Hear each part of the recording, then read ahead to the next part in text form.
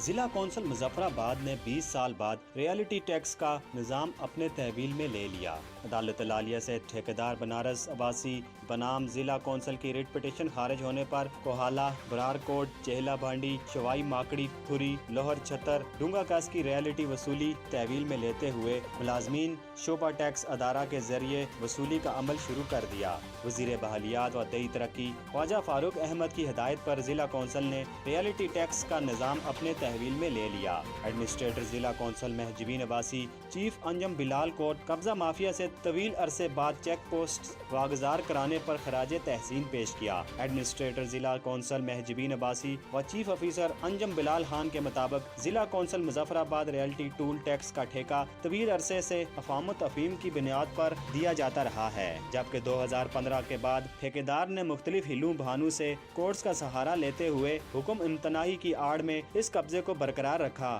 اور سرکاری خزانے کو لاکھوں روپے سالانہ کا نقصان پہنچایا۔ 2 جون کو عدالت عالیہ کی جانب سے حکم امتناعی کے خاتمے پر ٹھیکیدار بنارس آباسی ساکنا چمن کوٹ دھیر کوٹ نے ادارہ کا جعلی ورک آرڈر عدالت میں پیش کرتے ہوئے نئی ریٹ پٹیشن دائر کر دی، جس کے تحت سال 2020 سال 2024 2 سال کی منظوری ظاہر کی گئی۔ عدالت عالیہ نے گزشتہ روز جعلی دستاویز پر مبنی ریٹ خارج کر دی، جس پر ضلع کونسل نے چنگیات ریالٹی و ٹولز ٹیکس کی تمام چیک پوسٹ اپنے تحویل میں لے کر ادارے کے تحت وصولی شروع کر دی۔ ٹی فوان حق نیوز، مظفرآباد، آزاد کشمیر۔